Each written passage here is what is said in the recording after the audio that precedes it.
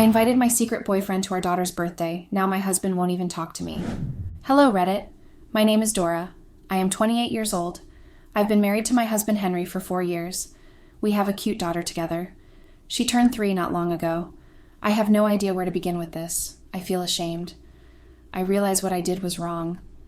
I hurt someone who had never truly hurt me. I had a good man, and I personally destroyed our home. Right now, Henry refuses to speak to me. He does not look at me. He does not answer my calls or texts. I'm all alone in this mess I made. My daughter's birthday began just like any other day, but by the end of the party, I was no longer just a wife and mother. I was a cheat. But I am not going to jump ahead. Let me start from the beginning. Guys, I met Henry at a friend's housewarming party.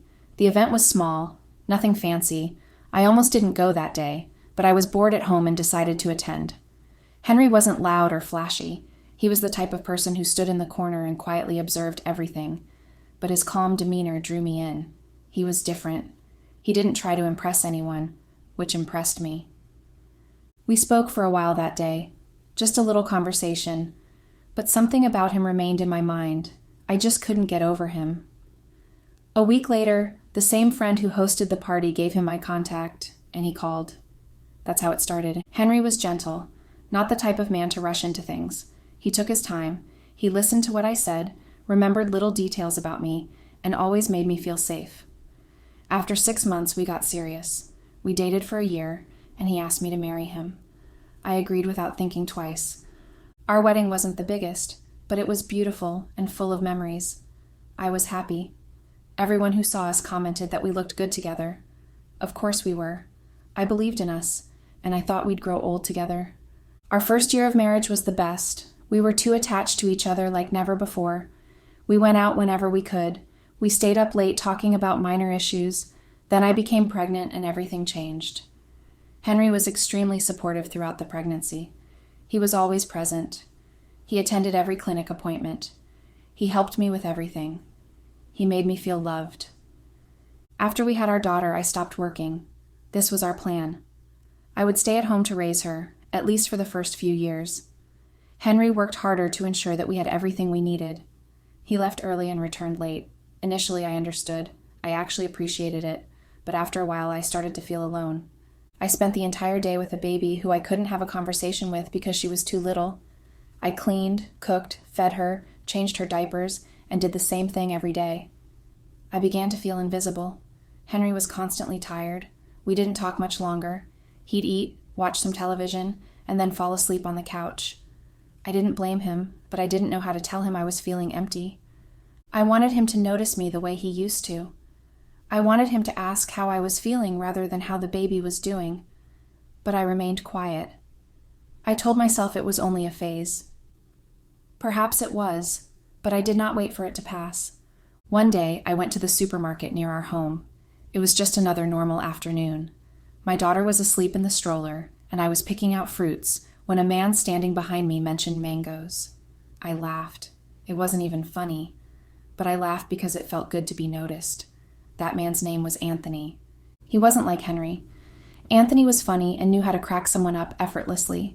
He also spoke confidently. He was the type of man who understood how to use his words, and I was the type of woman who hadn't felt seen in a while. We ran into each other again a week later at the same supermarket. This time we exchanged numbers. I told myself it was just a casual conversation, nothing serious, just someone to talk to during the day. I didn't realize it was dangerous at the time. I believed I had control, but that was a lie I told myself to relieve my guilt. The texting became daily. Then came voice notes. Then came video calls while my daughter was sleeping. After a few weeks, Anthony began requesting to see me in person. I agreed. We met in a small restaurant far from my house. I told Henry that I was meeting a friend. I lied so easily that it terrified me. I kept lying anyway. We went on lunch dates. That lunch became multiple lunches, then hotel rooms. I cheated on my husband, not once, not twice. I'm not even sure how many times. Every time I told myself it would be the last time, but I kept returning. Anthony made me feel wanted. That was the truth. He said what I wanted to hear. He listened to my complaints about being tired and lonely. And even though I knew it wasn't true love, I stayed in it. I was being selfish. I didn't consider the damage I was causing. One day, while scrolling through old photos of my daughter on my phone, I came across a short video of her laughing and playing with her father. I saw it 3 times. That video brought me to tears. I began to remember the type of man Henry was. He looked at her as if she was the best thing that had ever happened to him.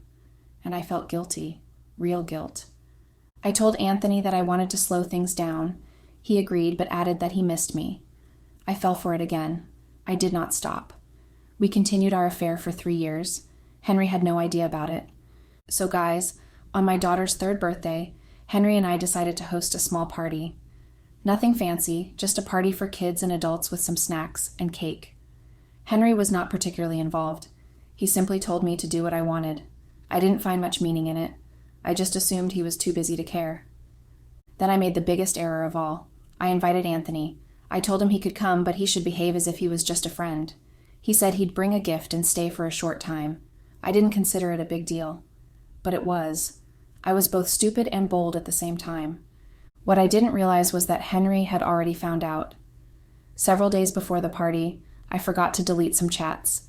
He saw them, not only messages, but also photos and voice notes. He also noticed the part where I invited Anthony to the party.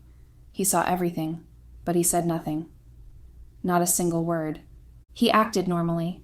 On the day before the party, he helped set up some chairs in the backyard. He even purchased drinks. I had no idea what he had planned. I assumed I'd gotten away with it again. I was so wrong, Dot. That party was when my life fell apart.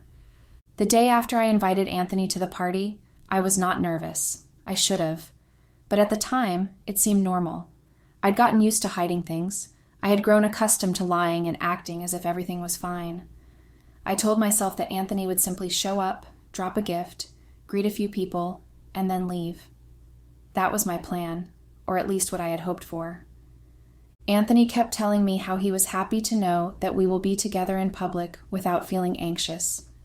Always told me how I avoided public places anytime we were together. That left me feeling strange. I knew it was risky, but a part of me wanted to be associated with him. Not as a girlfriend, but as someone who was important to him. Looking back, I realized I was pursuing attention in the wrong ways. Henry was still acting normally, too normal.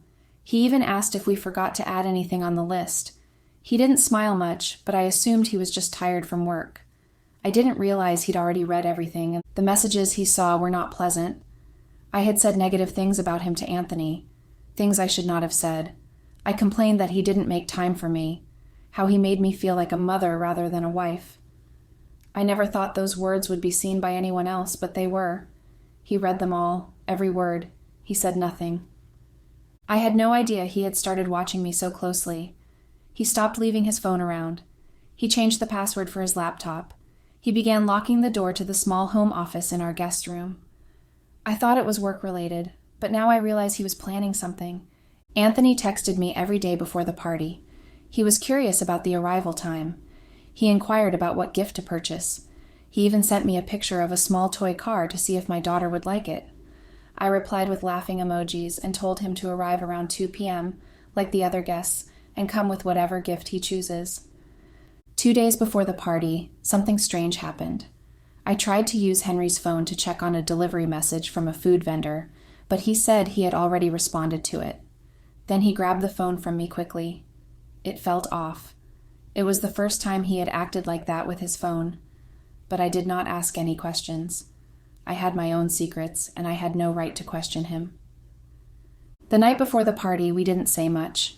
We were both sitting in the living room watching TV, but the silence between us was heavy, not angry silence, just the kind where something is hidden beneath the surface. I was becoming nervous, but I wasn't sure why.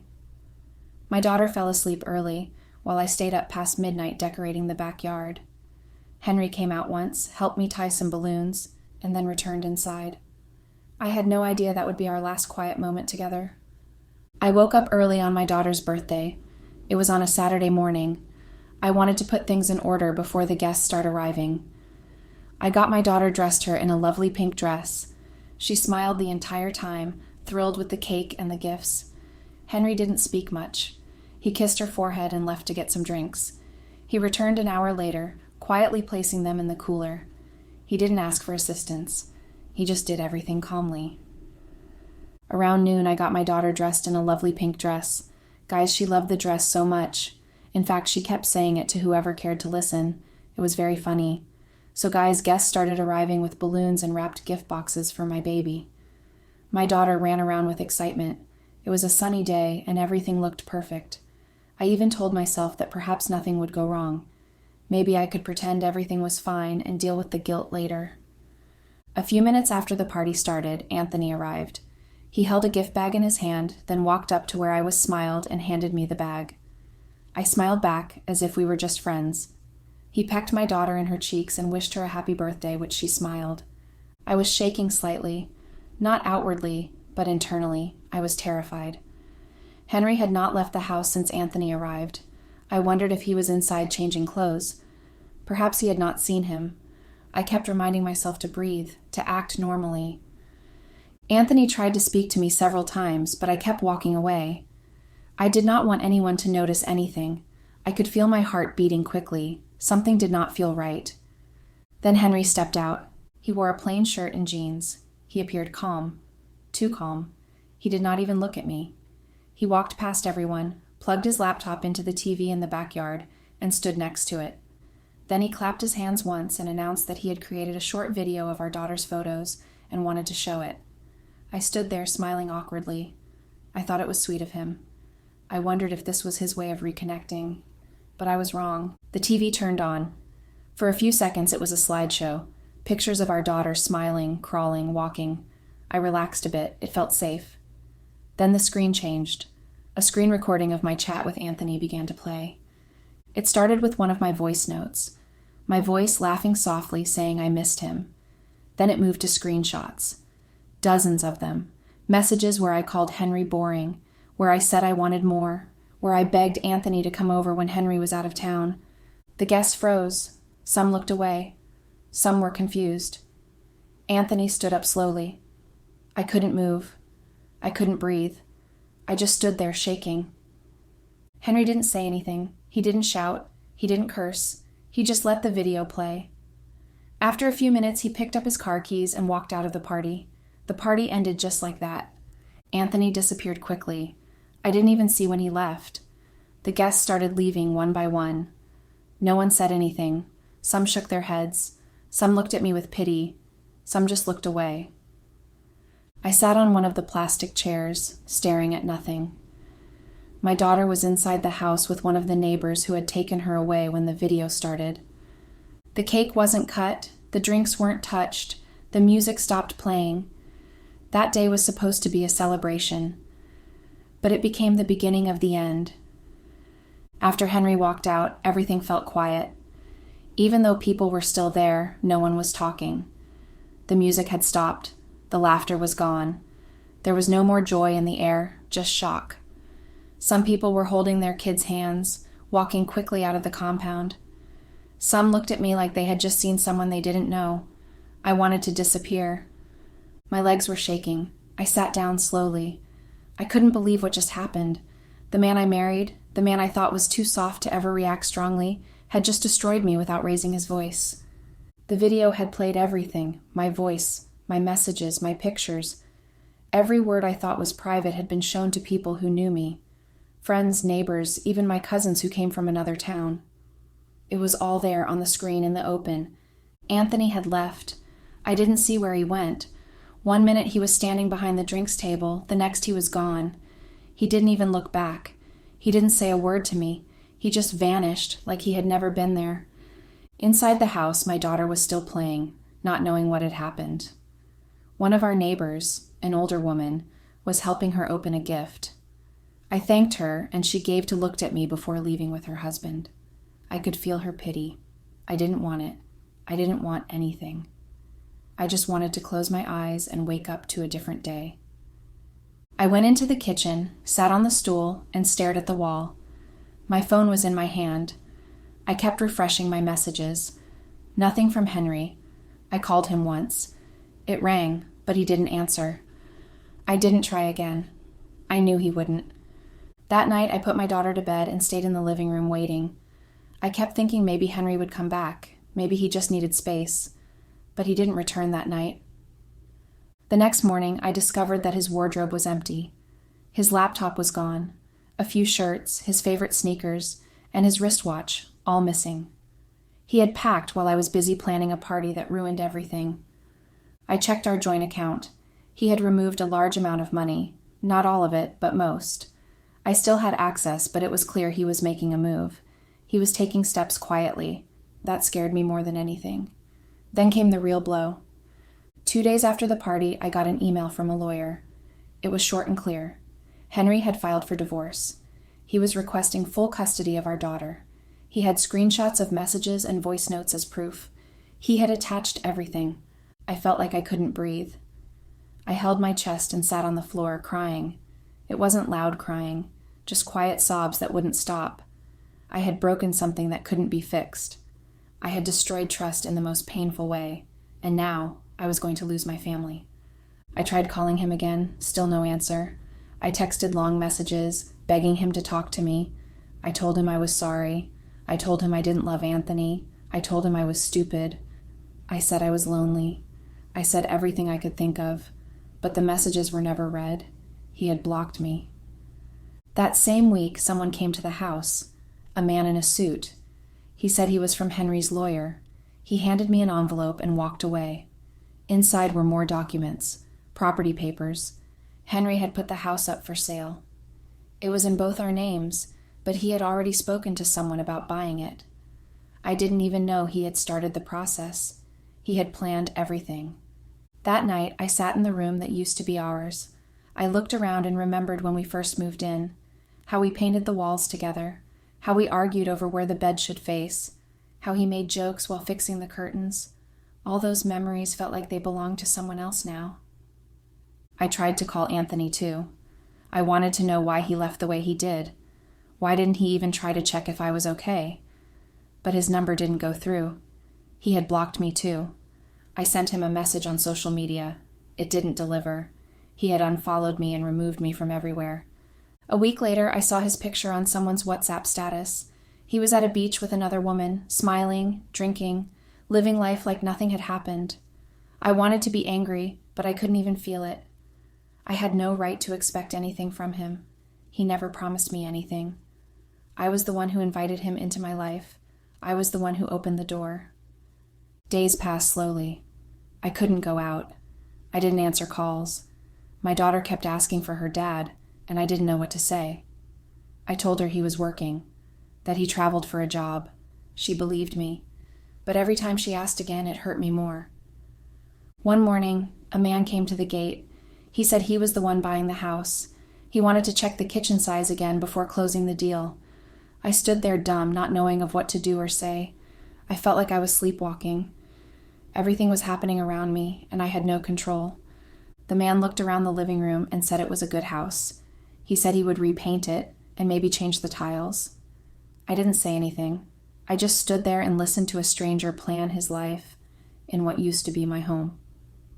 That night, I sat outside in the backyard, the same place where the party had happened, the same place where my secret became public.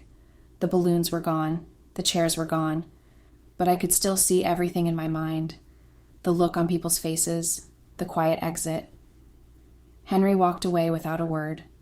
I stayed outside until late, thinking, not about Anthony, not even about Henry, but about the version of myself that caused all this, the version that wanted more but gave nothing, the version that lied, hid, and destroyed trust. Henry's revenge was not loud, it was not violent, but it was complete. He had made sure I felt everything, and I did. I still do. Update. Hi, Redditors. It's been 7 months since the birthday party. 7 months since my husband walked out of my life without saying a single word. 7 months since I destroyed the only home I ever had. I stayed in the house for a few weeks after he left. At first, I kept hoping he would come back. Then I started hoping he would at least call. But when the divorce finalized and the new owner came with a painter to measure the walls, I knew it was over. Henry also got full custody of our daughter. I couldn't even take it to court because I had no money to hire a lawyer. Now, I only get to meet her twice in a month with Henry's permission. I packed my things and left the house. I moved out of the neighborhood. I couldn't stand running into people who had been at the party. I couldn't face the looks. I needed somewhere new, where no one knew me. somewhere I could start again, even if it wasn't really a fresh start. The first few months were hard. I didn't have a job. I was using the little savings I had left to take care of myself. Everything was tight. I applied to different places, but nothing was coming through. One day I saw a notice on a community board about a home for the elderly needing helpers. I applied out of desperation. They called me a few days later. I started working there as a part-time caregiver. Most of the people there were in their 60s and 70s. Some were weak, some were strong, some were quiet, and some liked to talk. I listened a lot. I cleaned rooms, helped serve meals, sometimes helped with baths. I haven't heard from Henry, not even once. I've stopped trying to reach out. I don't think he will ever forgive me, and I've made peace with that. He gave me his love, and I threw it away. I can't blame him for walking away. In fact, I admire how he did it. He didn't scream or curse. He just showed me everything and left me to sit in the mess I created. Sometimes I still scroll through old pictures. Our wedding day, our daughter's first birthday, little moments that looked so perfect on camera. It's painful, but I don't delete them. I want to remember. Not to punish myself, but to remind myself what I had and what I lost. Now I just take life one day at a time. I woke up early. I go to work. I came back home. I cry sometimes, but not as often as before. I laugh more now, too, even if it's just small laughs that don't last long. I don't know what the future holds. I don't know if I'll ever be in love again, or if I'll ever rebuild the kind of home I once had. But I've learned something I wish I knew earlier, that peace doesn't come from being loved. It comes from learning to face yourself after you've done wrong and deciding to grow anyway.